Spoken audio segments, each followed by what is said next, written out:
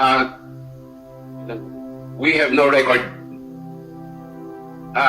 There are several companies, Your Honor, that Excuse participated. me, Mr. Chair, remind lang po natin, nag-oath ba sila? Yes, sir. We have conducted an oath nung ano pa. Suspended lang tayo, so continuing. Okay, hearing. fair warning sa'yo, ha?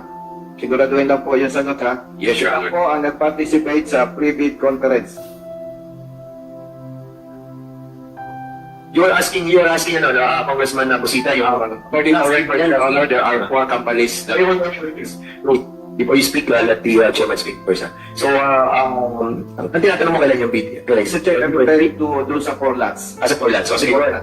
General Fernandez, go ahead. There are at least 4 companies, Your Honor, that participated in the private conference, Your Honor. 4. May kasama pa sa inyo sa pre-bid conference?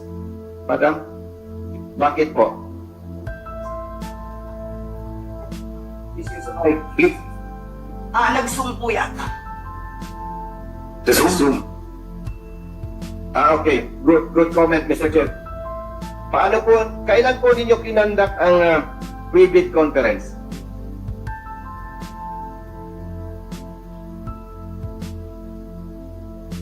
Who wants to answer? We're just proceeding with our record, Your Honor. Face-to-face ba yun or via Zoom? It can be conducted through Zoom, Your Honor, and can be conducted face-to-face. Kinandak na nga eh. Ang tinatanong po natin, face-to-face ba or via Zoom? It's an option of the company to may nag-Zoom, may on-site din, Your Honor. Sino ang magde-decide? Bidder o kayo? It's the leader, Your Honor. We will give them the Zoom link. Mr. Chair, kung ako bidder, nag-schedule kayo ng pre-bid conference, ako ang magde-decide kung ayaw ko ng face-to-face? Yung po ba ang gusto mo sabihin? Yes, Your Honor. It's the option of the bidder or Your Honor Ay. to participate. Hindi ako pabor dyan. Doon pala sa sagot mo, may influence na eh. Kung bidder ako, ba't ako magdidikta sa inyo? Halimbawa, nag-schedule kayo ng pre-bid conference. Sasabihin ko sa inyo, General, busy ako eh. Pwede ba, Zoom na lang tayo? Ganun po ba? The procurement, Huwag na nating sayangin ang oras ng mga kasama natin. Linawin natin. Paano ninyo ginawa ang pre-bid conference? Face-to-face or via Zoom? it's a hybrid, Your Honor. They can be at the site or they can participate through Zoom, Your Honor. Sino ang umattend sa face-to-face? By the way, excuse me, Mr. Chair, pasensya po. Nalimutan ko lang, tinanong ko po kayo eh. Kailan po kayo nagkandak ng pre-bid conference? Okay, we'll just...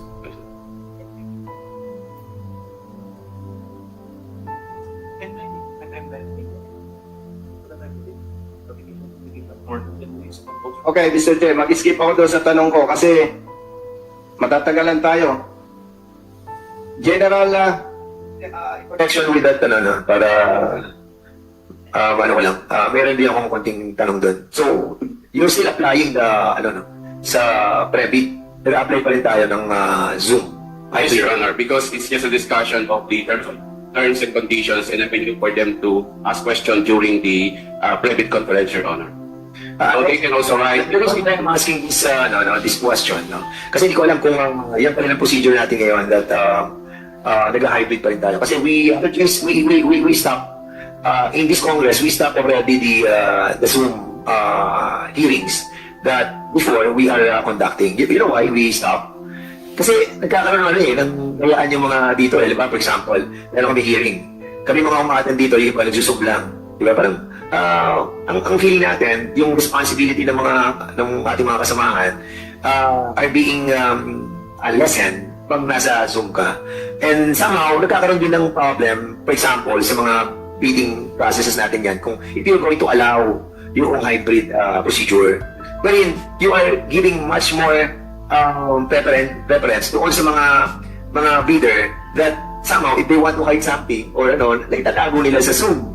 Unlike kapag yung regular meeting tayo na walang hybrid, at least open tayo doon, transparent, can be observed all the time. So, if I may know, I'm praying from doing the hybrid anymore. Kasi hindi na siya applicable sa ngayon because Don't give that, don't give that opportunity for the bidders to choose to be there or not to be there. It must be kayo ang mag-decide na dapat nandun sila lahat. Ibig sabihin natin na, ano lang yan, yung content lang ng TOR, Yes. it doesn't follow as well. Dapat, personal na nandun lahat para pantay-pantay ang pagtingin natin sa lahat ng ating ginagawang proseso sa ating bidding. Yes, Your Honor. Yes, I have a look na for that. Wala nang wala nang mga zoom-zoom Yes, Your Honor. Okay, sige, kung results sila. Kung hindi ninyo masagot, sila tatanungin ko. Pero dapat kayo ang sasagot eh. Kailan kayo nagbigay ng notice kung sa date ng pre-bid conference? We conducted the pre-bid conference, Your Honor, Excuse po.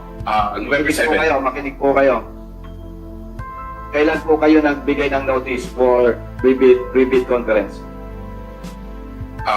We posted the publication, Your Honor, last October 28, 2023. October For the last 28. one. October 28, 2023. Kailan po yung pre-bid conference? November 7, Your Honor, for the 22 gallons, 22 units, 1,000 gallons, Your Honor, and the, Your Honor, 22 units. Lot 1. Yes, Your Honor. Okay. Balik tayo. Paano nyo kinandak yung pre-bid conference? Hybrid? Hybrid, Your Honor. Alam po ba nyo kung bakit may hybrid tayo before? It is allowed by the PhilJEPs, Your Honor, and if we conduct it through. Allowed. Yes, sir, Your Honor. Pero hindi sinasabi na yun ang i-implement nyo. Because there is a regulation on that, the Bureau of Fire Protection opted to conduct it through Zoom hybrid, Your Honor. Sinong may utos nun?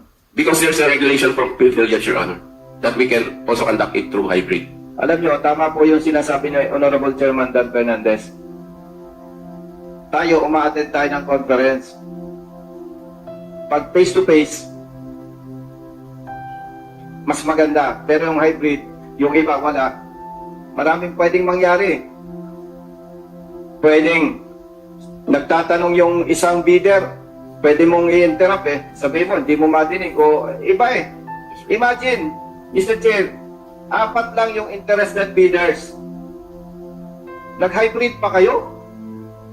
Huwag ka na muna sumagot. So yung 4 na lots, nag-hybrid kayo lahat? Yes, Your Honor.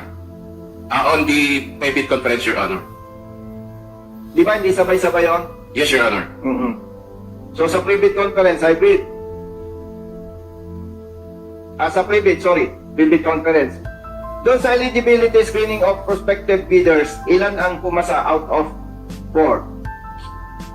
In the first that, Your Honor, no one purchased a bidding documents, hence we had a failure, Your Honor.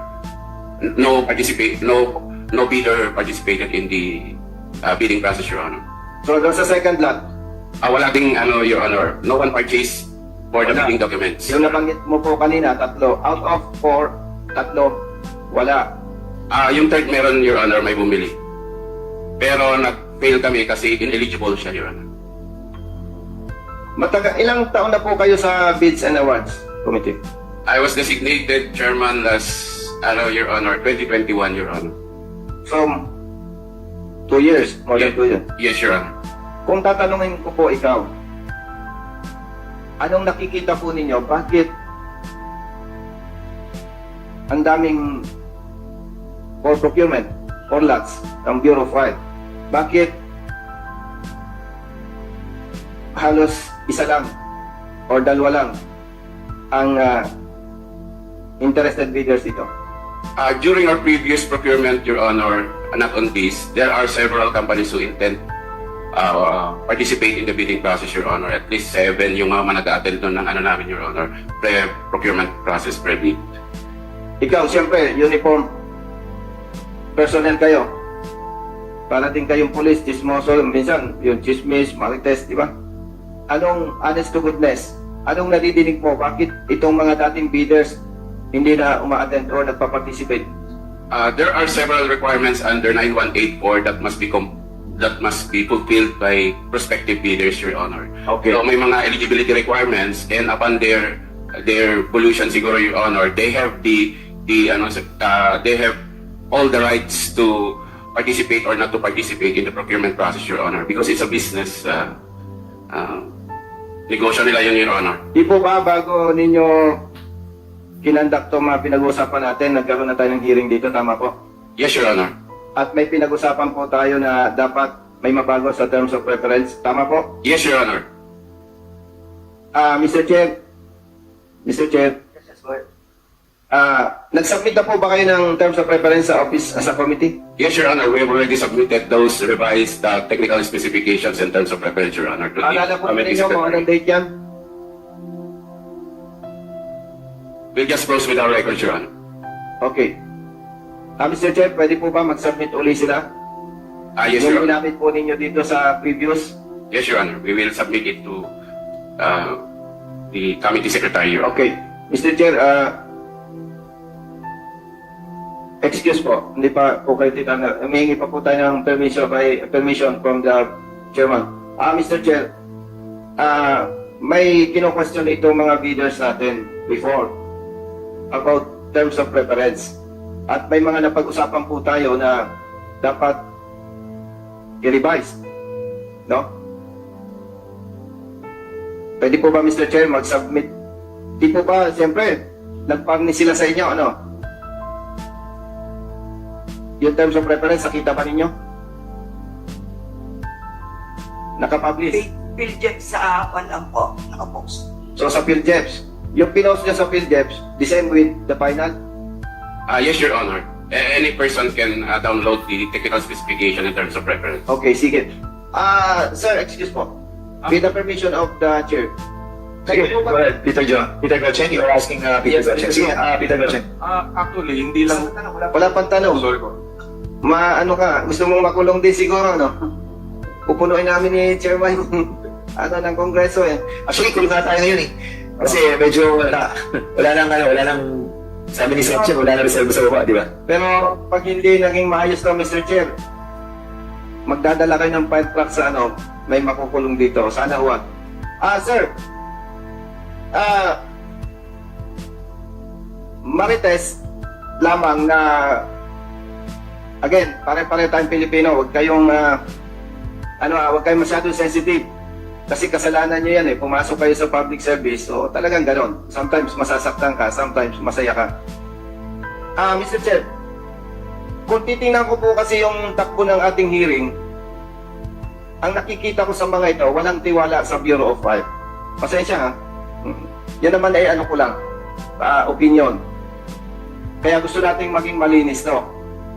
Mr. Chair, gusto ko lang malaman, ano po yung nakikita ninyo na questionable dun sa terms of reference na inilabas ng Bureau of Fire?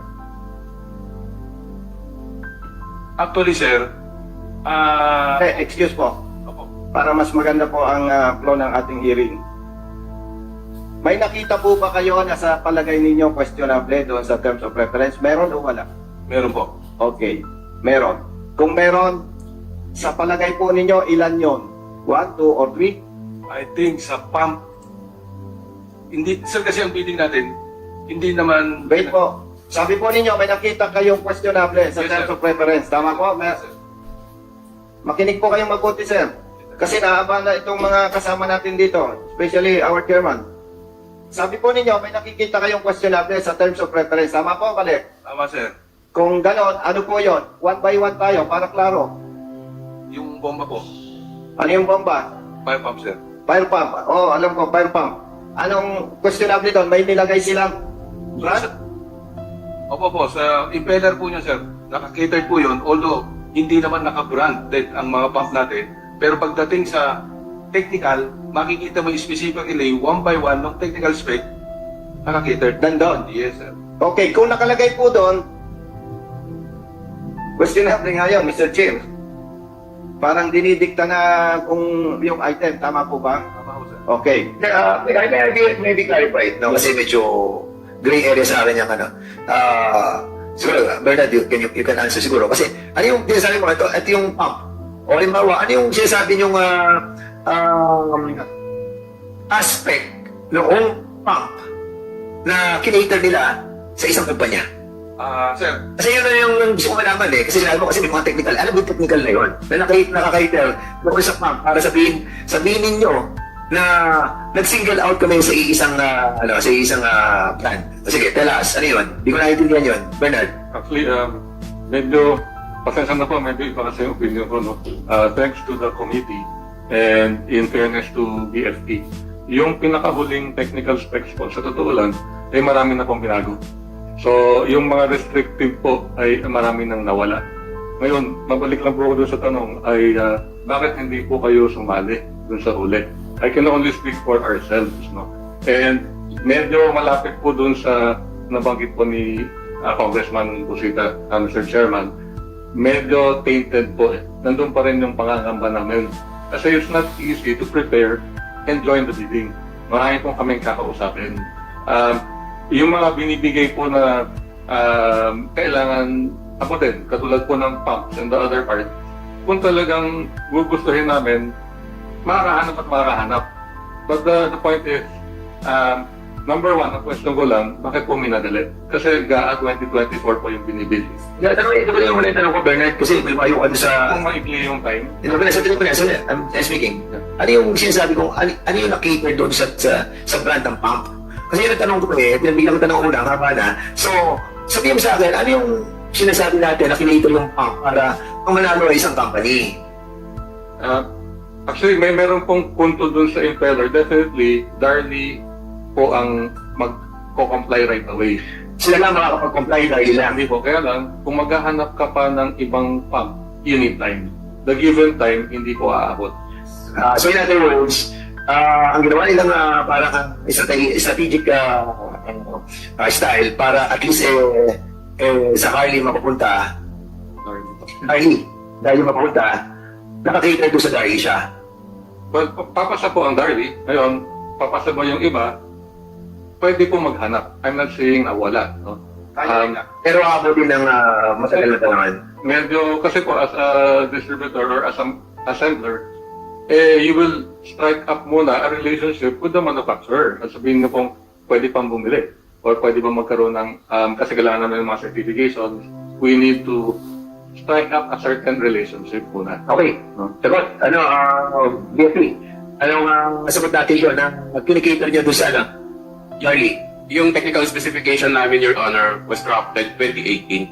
So, since 2018, there are already bidders who comply with the requirements of the technical specification, Your Honor. And they readily supplied the Bureau of Fire Protection during the previous years, Your Honor. So it's, hindi naman siguro, in fairness naman siguro sa Darley, hindi siya, because there are players, fire pump manufacturer in the field who can comply with the requirements.